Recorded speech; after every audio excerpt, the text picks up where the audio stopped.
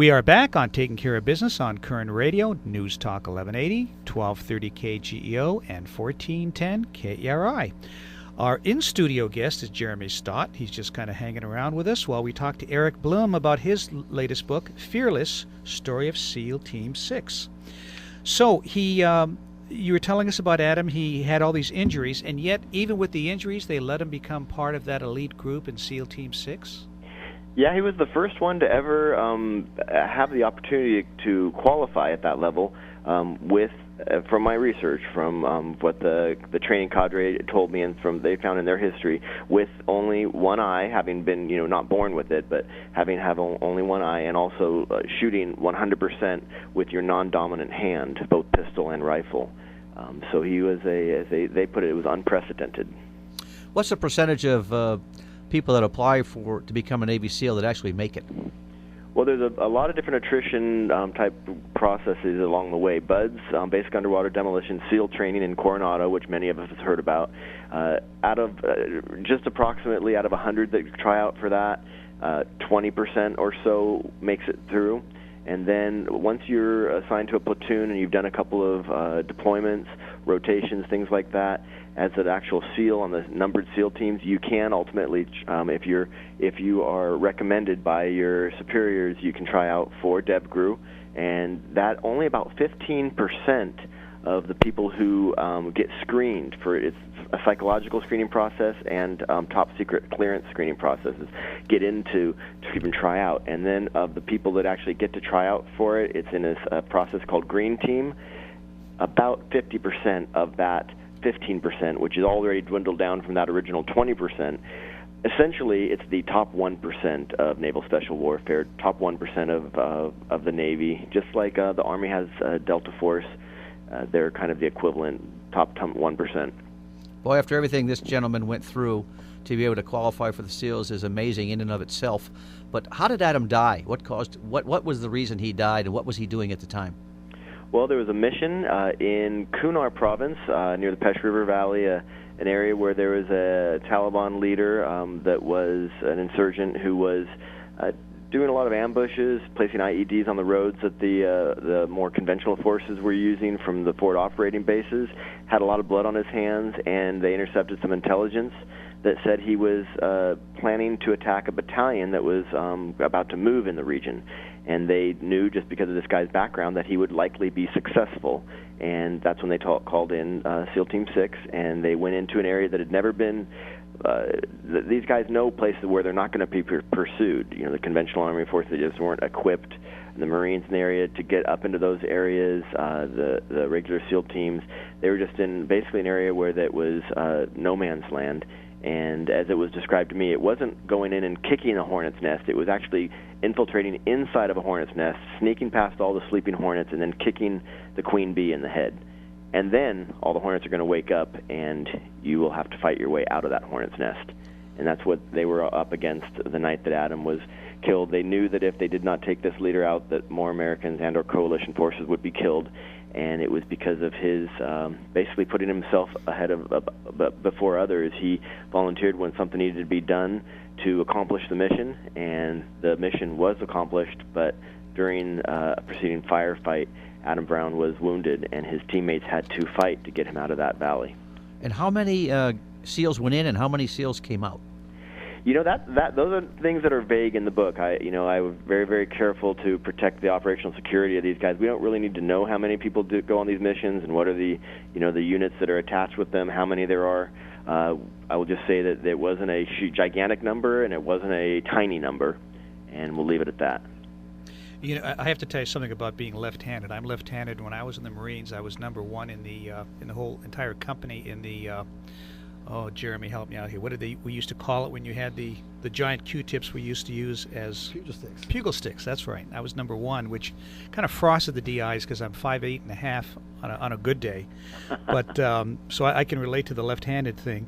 But I had a question for you about this really happened. Adam died before the bin Laden affair. Correct. And you pretty much got the trust of these men, which was great. So you were able to talk a little bit more in terms of what happened with bin Laden as well, right? Well, I met with them, these guys. I decided to write the book, was approached by the family before the OBL mission in Pakistan. And then I started talking to these guys shortly, literally in the weeks after that mission. And I will say that they were very, very careful. That was just a big no-no to talk about the OBL mission. And if, anything that was said was in passing, it was more along the lines of Adam was a guy that would have he would have loved to have been on that mission. So no, that was not discussed. Okay. We're having a conversation with Eric Blehm, author of Fearless, Story of SEAL Team 6, and also the author of The Only Thing Worth Dying For. And Eric, I have a question for you on that book.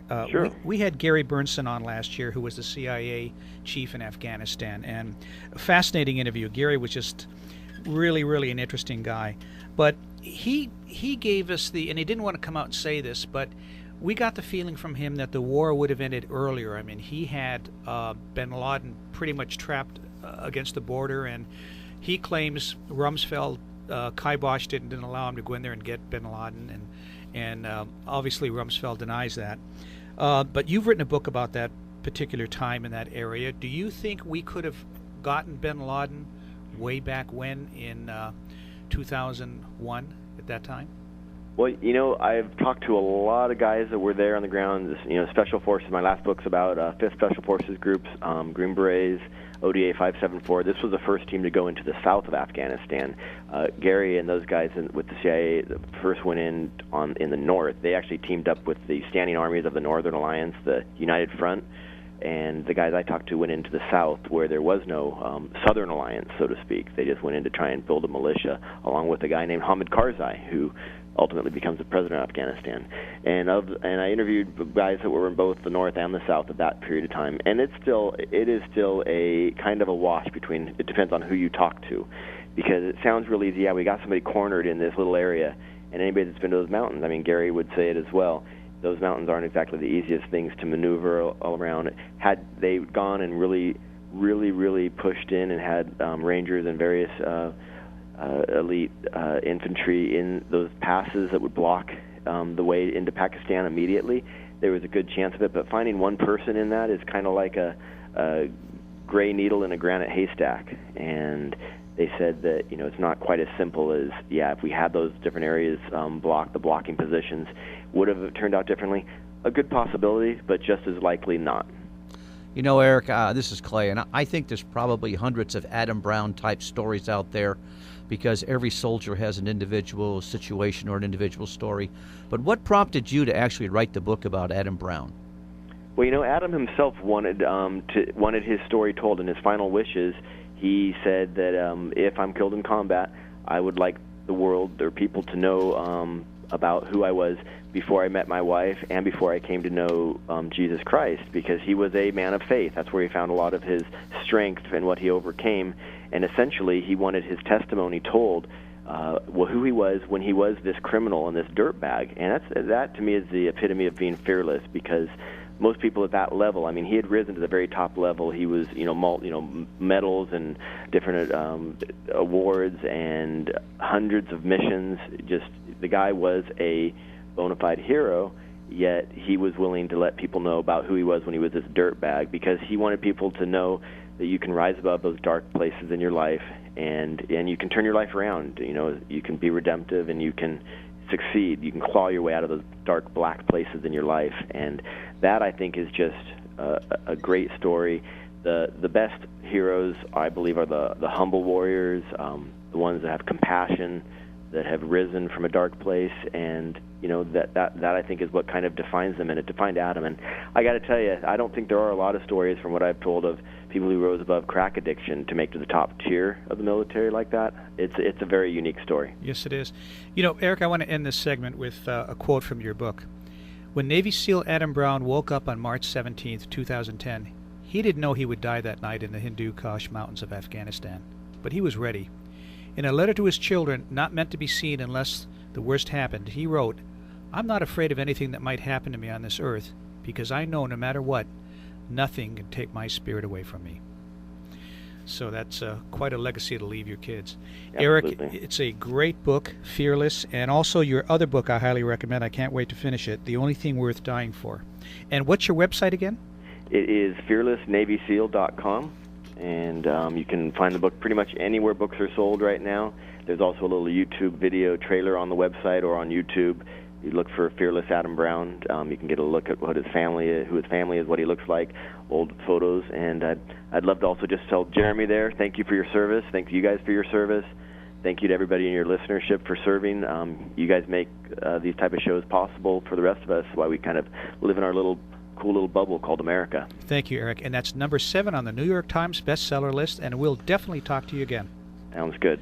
We'll be back in a moment on Taking Care of Business on Koerner Radio News Talk 1180.